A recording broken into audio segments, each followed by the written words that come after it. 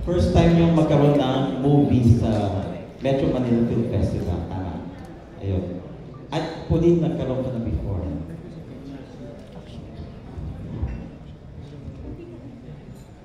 Nakasali po ako sa MMFF 2022, which is yung sa My Teacher.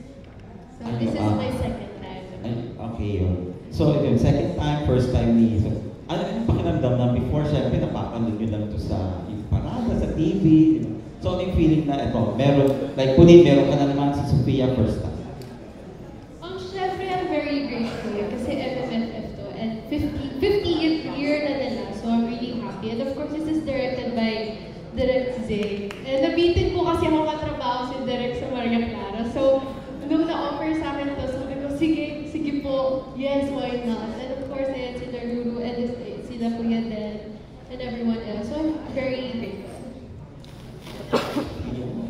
Super grateful din po. And nagulat din po ako na mag-MMFF. Kasi last year po, nanonood din ako ng Firefly. Tapos, si Direk Zay kasi, napapanood ko yung mga projects niya. So, sabi ko, I want to work with Direk Zay. Kaya naka-close ko kasi si Ate Isabel. So, ang dami niyang kwento about Direk Zay na sana daw mag-work ko kasi super chill, super calm. Tapos nung naka-work ko na siya, sabi ko, totoo nga. And of course, I would also like to thank Miss Ange, Miss Nessa, Miss Annette, Miss Joy, Sir Ricky, Sir JC, Sir Bax.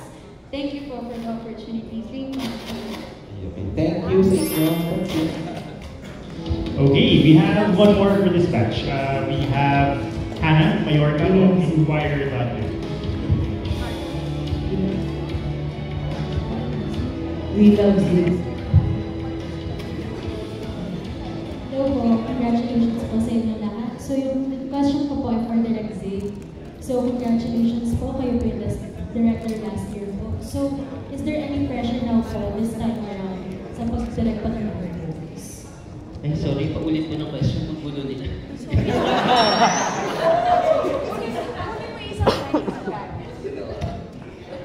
Is there any pressure na po this time around knowing po na kayo po yung best director last year? And then, kailangan nyo na po yung best director achievement with Green Bones? Yung pressure na nahalata sa boses eh. Parang hindi naman, sa totoong buhay. Kasi parang hindi naman ako super fan ng competition, sa totoo lang. Yung point na nagtiwala ulit yung GMA Pictures, yung GMA Film sa akin para dun sa next project nila, despite the fact na parang dahil nag-succeed, so parang yun yung lagi kong iniisip na parang sa totoong buhay mahirap gumawa ng pelikula, pero mas mahirap makakuha ng tiwala ng mga tao na magtitiwala ulit sa'yo, magtatataya ulit sa'yo, yung parang gano'n. So, mas yun yung iniisip ko para gawin yung best mo para dun sa project. And at the same time, hindi ako masyadong nagpe-pressure kasi mas nakikita ko yung project na produkto talaga ng collaboration. Unang-una, syempre may sandalan kami, may national artist tayo, di ba? Tapos, sobrang, kung nakikita nyo lang dun sa hanggang dun sa katapusan ng pelikula, hindi ako pinabayaan ni Miss Ange, ni Ma'am Nessa, ni Sir JC, ni Sir Christian. Lahat mahusay yung mga artista, even yung cinematographer namin, si Sir Neil, si Namau, lahat ng mga tao doon sa set. Si Bax, baka magtampo, charot. Lahat nagtutulungan doon, so hindi ko na feel na ako lang na mag-isa, and at the same time, hindi ko kumbaga pinapataw doon sa pangalan ng direktor yung lahat ng bagay-bagay. Parang gano'n, ang tinitignan ko lang, ginagawa namin lahat yung best namin para doon sa pelikula. Tapos, ayun, hindi masyadong pressure, kundi yung pressure na sana maibigay ko pa rin kung ano yung inaasahan, hindi ng mga tao, kundi ng mga manonood, na sana maibibigay din namin, kundi yung mapantayan ba yung tiwala na ipinagkatiwala sa akin ng GMA Films at ng lahat ng tao doon sa loob ng production. Like, halimbawa, ayan yung sinasabi nila, parang excited sila na makipagtrabaho sa akin, mas doon ako na-pressure. Kasi baka mamaya wala silang makuha after all. Na parang, ito na pala yun. Di, parang ganon. So, ko siya na kung paano makipag-collaborate doon sa mga bagong tao na makakatrabaho ko at kung paano namin magagawa yung best namin para maipalabas yung best version ng pelikula. Thank you. Direct hope po yung team ng Firefly last year, tapos mukhang hope din po yung team din ng Impulse this year. So, paano po ito nagkaiba? Magkaiba sila sa totoong buhay. Sa sobrang kakaiba niya, hindi ko nga nakikita nung una na para sa akin yung pelikula. And that's the reason why tinanggap ko yung project. Maliban sa katotohanan na siyempre ang hirap mag-know sa isang national artist, di ba? Na parang sa tanang buhay natin, makakatrabaho mo isang national artist. Parang hindi ka dapat nag-know, di ba? Parang gano'n. Magkaiba sila, tapos tinake ko yun na challenge sa akin na sa totoong buhay, dun sa concept nila Sir JC, yung story nila, yung sinulat nila Miss Ange, hindi ko maiisip yun kung ako lang.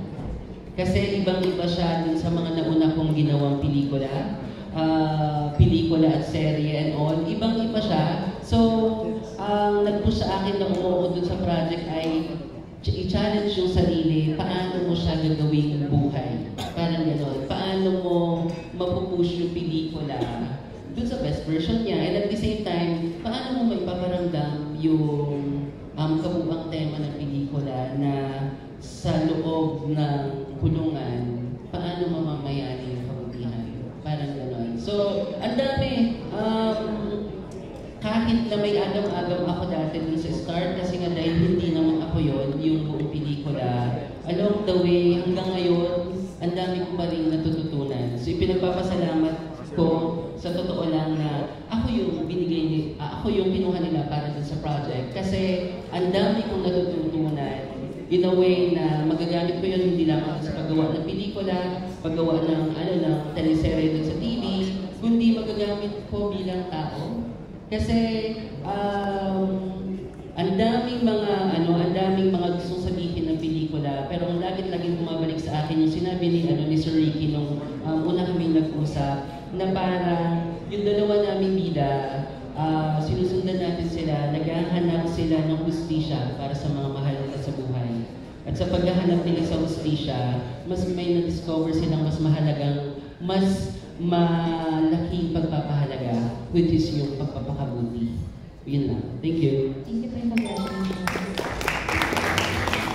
Okay, that ends our first batch of questions. Bago tayo magpatuloy, magkakaroon din tayo ng isang napakahalagang raffle draw for 20,000 pesos. Isa po maswerteng pipili ng 20,000 pesos. Pwede po namin anyayahan si Mr. Don Artes para po pumili. Hindi ka kasama, Lisa. Gitna! Chairman Don? Hindi sa akin yan. Sir, kayo na po ang please do the honors. Bernard Santos,